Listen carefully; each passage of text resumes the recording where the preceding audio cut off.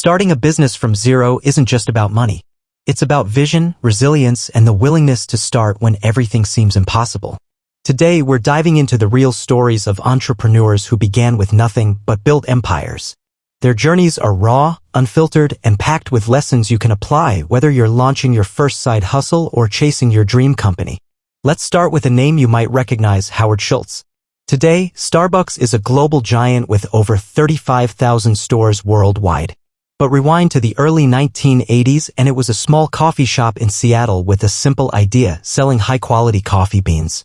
When Schultz first walked into Starbucks, he wasn't the owner, he was a sales director for a coffee equipment company. But the aroma, the atmosphere, something sparked inside him. Here's what made Howard different: he saw what others didn't.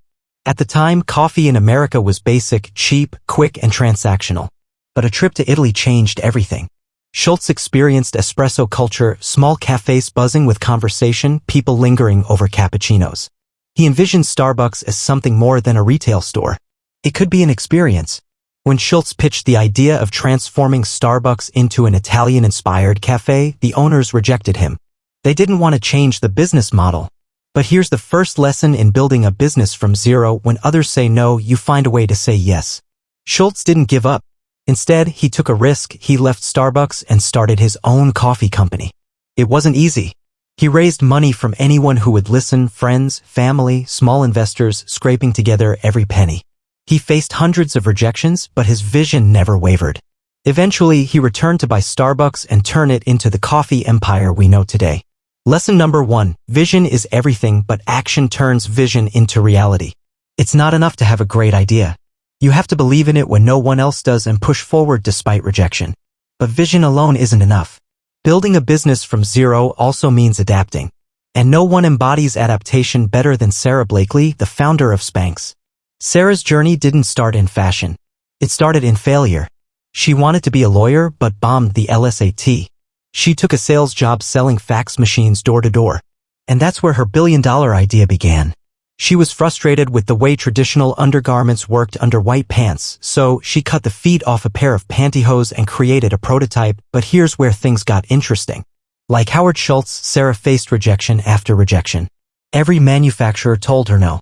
She didn't come from a wealthy family. She didn't have industry connections. But she had persistence. She found a small factory willing to take a chance on her.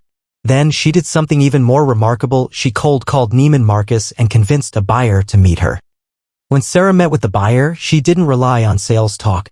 Instead, she took the buyer to the bathroom, showed her the different Spanx made under white pants, and landed her first major order.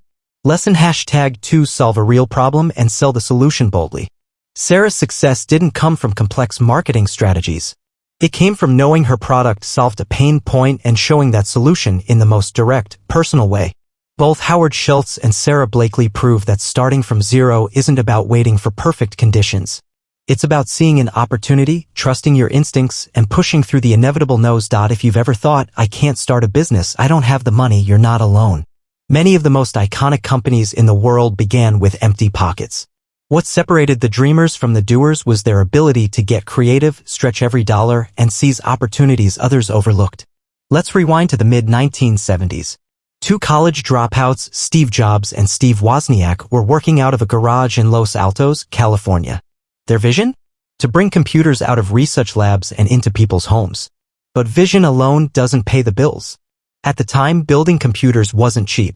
They needed parts, circuit boards, microprocessors, and casings. But they didn't have the capital to buy in bulk. Instead of waiting for a magic investor to appear, Jobs and Wozniak bootstrapped, meaning they used every personal resource they had. Jobs sold his Volkswagen van. Wozniak sold his prized HP calculator, an expensive piece of tech at the time. They poured every cent into building the first batch of Apple I computers by hand. And here's where their story reveals a powerful lesson: you don't need millions to start. You need resourcefulness and the courage to invest in yourself. But bootstrapping alone won't always scale a business. So how did Apple leap from a garage to a multi-billion-dollar company? The answer lies in a principle every entrepreneur can apply: network like your life depends on it. Jobs wasn't shy about knocking on doors. He pitched anyone who would listen. Eventually, he landed a meeting with Mike Markula, a former Intel executive with money and expertise.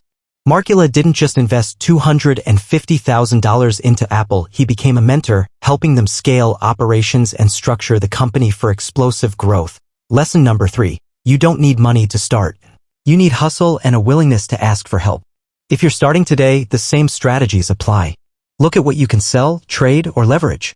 Use free platforms, social media, content marketing, or community groups to get the word out. And never underestimate the power of relationships. Your first investor or customer might be just one bold pitch away. Now, not every founder sells a van to fund their dream. Some take a different route, turning side hustles into full-blown businesses. That's exactly what Sophia Amoruso did with Nasty Gal.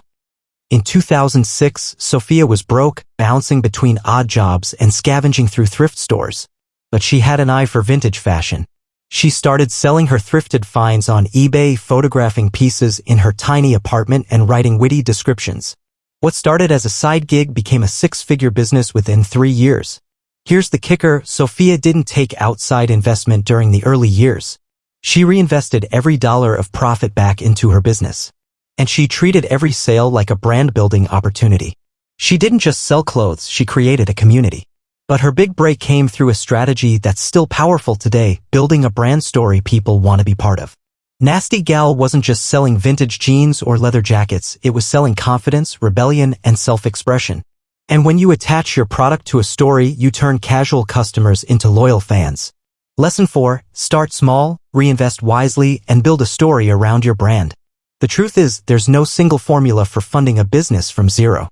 Whether you bootstrap like Apple, turn a side hustle into an empire like Sophia, or pitch investors like Schultz, success favors those who take action.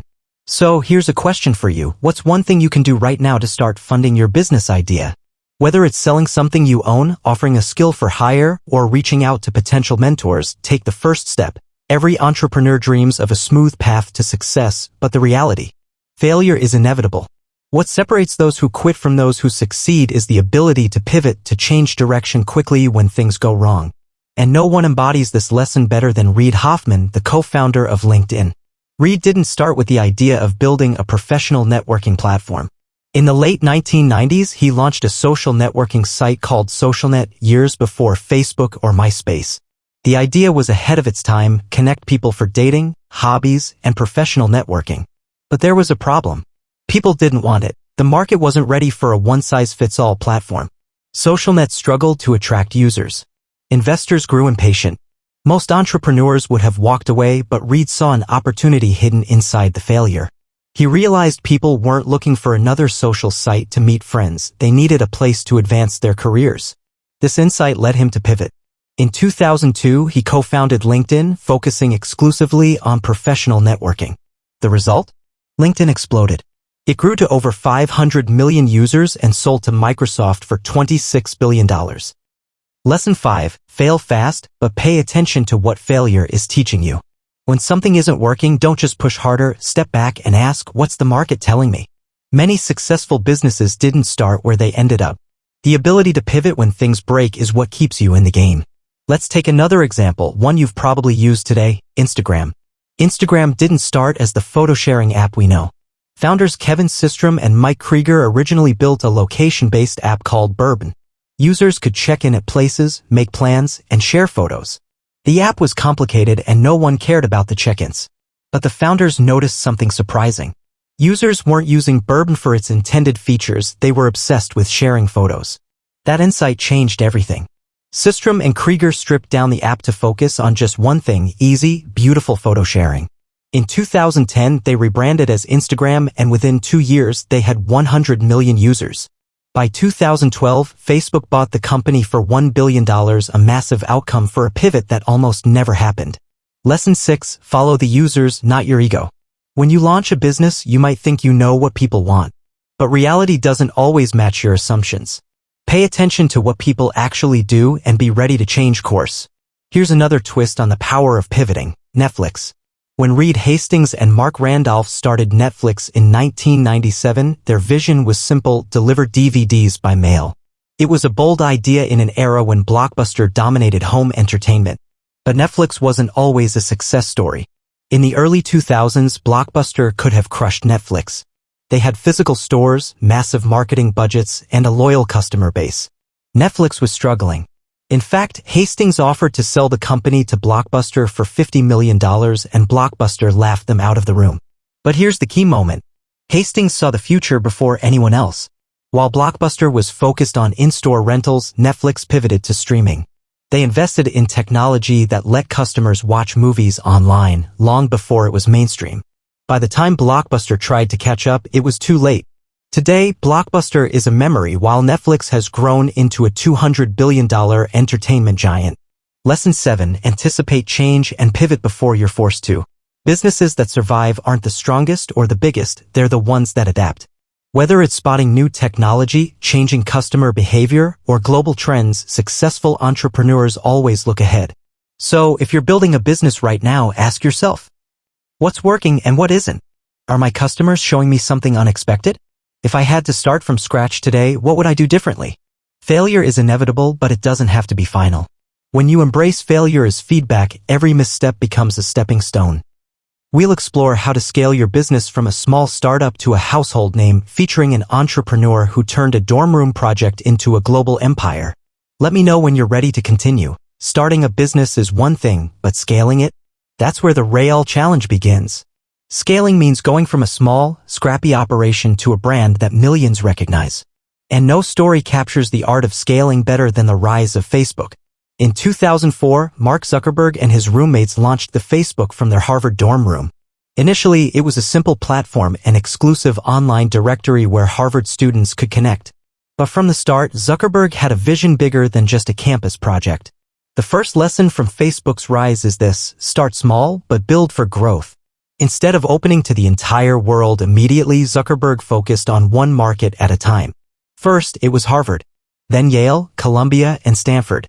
The exclusivity created demand. People wanted to join because they couldn't. Within a year, Facebook spread to over 30 universities. By 2006, the platform opened to the public, and that's when things exploded. But here's the secret behind Facebook's rapid growth. They focused on the user experience relentlessly. Facebook constantly tested and improved its platform. Every new feature, whether it was the news feed or the like button, was designed to keep users engaged. That engagement created a network effect. The more people who joined, the more valuable the platform became. Lesson 8. Scale by focusing on your core users first. If you're trying to grow a business today, don't spread yourself thin. Focus on a small, loyal audience. Serve them so well that they become your biggest ambassadors. When your core audience is hooked, growth becomes organic. But scaling isn't just about technology, it's also about building strong operations. Few entrepreneurs understand this better than Jeff Bezos, the founder of Amazon. When Bezos launched Amazon in 1994, it was just an online bookstore. But his goal wasn't to sell books, it was to create the world's most customer-centric company. Bezos knew that to scale successfully, you need two things: obsession with the customer and ruthless operational efficiency. One of Amazon's first breakthroughs came with free shipping. While competitors saw free shipping as an expense, Bezos saw it as an investment. Offering free shipping increased order sizes and customer loyalty. And when Amazon introduced Prime membership in 2005, a subscription offering free 2-day shipping, it changed everything. Prime locked customers into the Amazon ecosystem. Once people subscribed, they bought more, and that spending fueled Amazon's ability to expand into new categories like electronics, clothing, and eventually cloud computing with Amazon Web Services (AWS). The takeaway? If you want to scale, remove friction for your customers. Think about how you can make your product easier to access, use, or buy. Whether it's faster delivery, better customer support, or a seamless user interface, reducing barriers increases growth. Lesson 9. Invest in customer experience. It pays off at scale.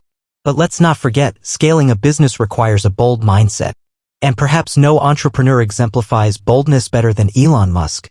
Musk didn't just build one industry-leading company, he built several. After selling his first major business, PayPal, for $1.5 billion, Musk could have retired. Instead, he poured his fortune into Tesla and SpaceX, two companies with ambitions most people thought were impossible. Tesla's mission was to make electric cars mainstream. But in the early days, the challenges were staggering. Production delays, financial struggles, and constant media skepticism nearly sank the company. At one point, Tesla was weeks away from bankruptcy. But Musk's approach to scaling was unique. He focused on building the future, not just the present. When Tesla launched the Roadster, it was a luxury electric sports car. But Musk always knew that was just step one. His real goal was to use profits from the Roadster to fund the Model S, a premium sedan. Then he used the Model S to finance the Model 3, an affordable electric vehicle for the masses. This approach, scaling in phases, allowed Tesla to dominate an industry no startup had cracked in decades. Today, Tesla isn't just an automaker. It's a global powerhouse worth hundreds of billions of dollars. Lesson 10. Scale in stages and always think bigger. If you want to take your business from small to massive, start by serving a niche market deeply like Facebook with college students. Invest in operational efficiency like Amazon with Prime. Think long-term and scale in stages like Tesla's phased product rollout. No business scales overnight. It takes patience, strategy, and the willingness to stretch beyond your comfort zone. Starting a business is hard. Scaling a business is harder. But sustaining success over decades? That requires an entirely different mindset, one rooted in discipline, vision, and an obsession with continuous improvement. No one demonstrates this better than Warren Buffett, one of the most successful investors and business minds in history. Buffett didn't build his empire overnight. He started small, buying his first stock at age 11 and working tirelessly throughout his teenage years. But it was his mindset, not just his skill, that turned Berkshire Hathaway into a $700 billion juggernaut.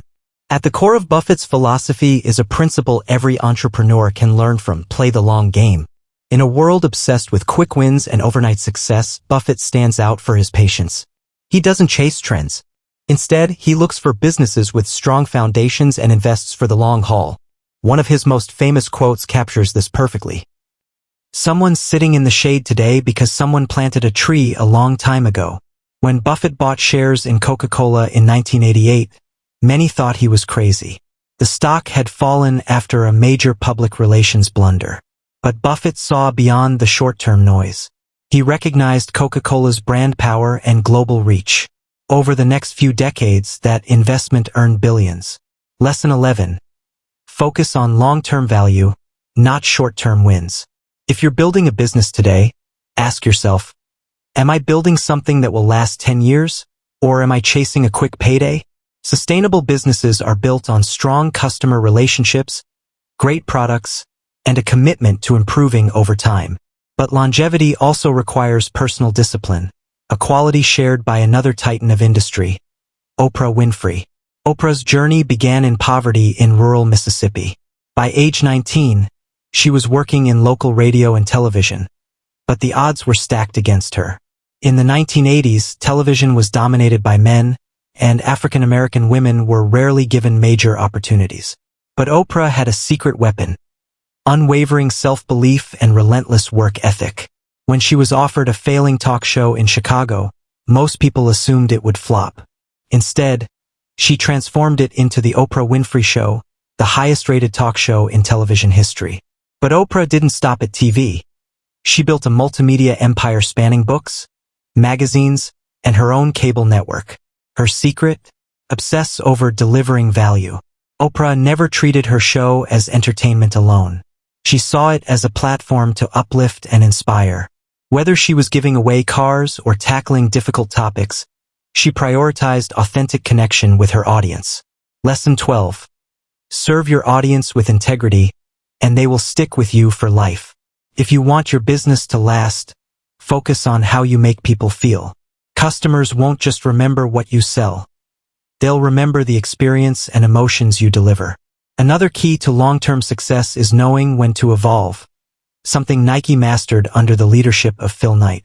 When Knight started Nike in the 1960s, it was a small operation selling Japanese running shoes out of his car. But by the 1980s, Nike had grown into a powerhouse. Still, Knight knew that even great companies must evolve or risk fading away. His boldest move? Signing an unknown basketball rookie named Michael Jordan. At the time, Jordan was a rising star, but Nike was known for running shoes, not basketball. Critics doubted the deal. But Knight saw the future, the rise of sports culture. The Air Jordan line became a cultural phenomenon, turning Nike into more than just a sneaker company. It became a symbol of athletic excellence and street culture. Today, Nike is worth over $160 billion. Proof that embracing change can fuel enduring success. Lesson 13. Never stop innovating or someone else will. No matter how successful you become, stay curious. Keep asking, how can I improve? Where's the market heading? Businesses that last don't just defend their position, they push boundaries and embrace change. So, as we wrap up this journey, here's the final thought. Success isn't an accident, it's a mindset. From Howard Schultz to Sarah Blakely, from Jeff Bezos to Oprah, every great entrepreneur shares common traits. They start before they're ready.